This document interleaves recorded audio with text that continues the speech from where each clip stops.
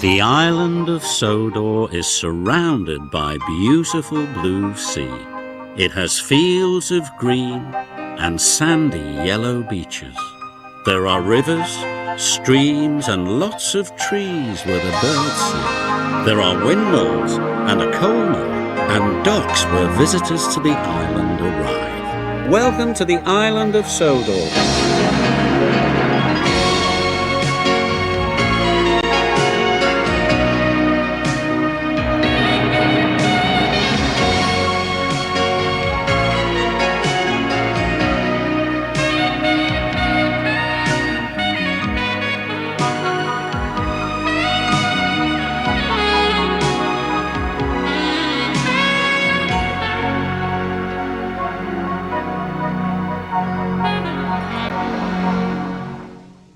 At night, when the other engines are tucked away in their sheds, you can still hear the faraway call of an engine's whistle and the clickety-clack of train wheels turning.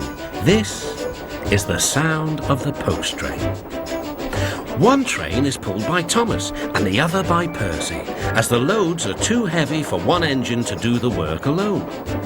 The post is loaded into trucks at both the harbours and the engines pull their trains through the silent stations, delivering their precious loads.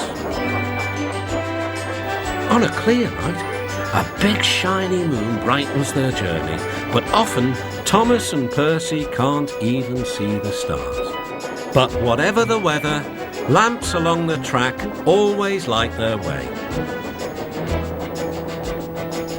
One night, Percy was waiting at the junction. The main line train was late. At last, Henry arrived. "Sorry," he puffed.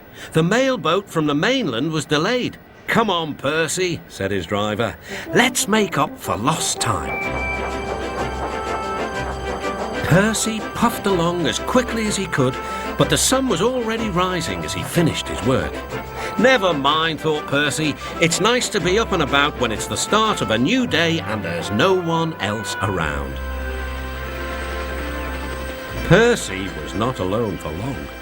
"Bother," said Percy. "It's that dizzy thing, Harold." "Good morning," whirred Harold. "I always said railways were out of date, but you're so slow with the post, you should give everyone their stamps back. Post haste." Percy was too tired to explain. "Bird brain," he muttered. "Good morning, Percy," called Duck. "You're up early." "No, you're wrong," sighed Percy. "I'm back, tired and late." He rolled into the shed and fell asleep almost before his buffers touched the bar. His driver decided to set off early that evening. Thomas was waiting at the station. "Thank goodness I've a chance to speak to you. Driver said that the person in charge of the post has complained to the Fat Controller about the delay last night." "But that wasn't my fault," replied Percy. "I know," said Thomas, "and so does the Fat Controller, but this post person wouldn't listen. Tonight we'll just have to be quicker than ever before." The engines were just leaving the station when they heard a familiar buzzing. "I say, you two, there's news flying about." "Where?" puffed Percy.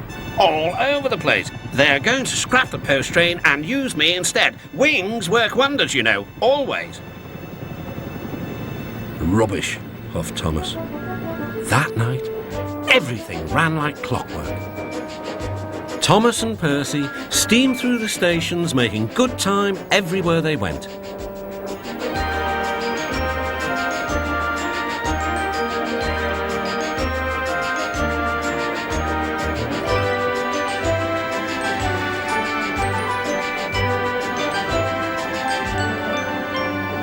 At a station, Thomas noticed a man looking cold and worried.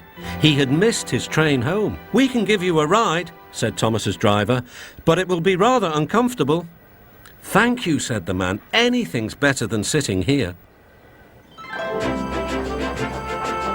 The next afternoon, Percy passed the airfield and saw Harold. "Hello, Lazy Wings. Are you too tired to fly today?" The wind's too strong. I've been grounded, grumbled Harold. You need rails, laughed Percy. They work wonders, you know. Always. That night, the Fat Controller showed the two engines a letter. It was from the man who had missed his train. He thinks you are both splendid, said the Fat Controller, and everyone says that the post train is the pride of the line.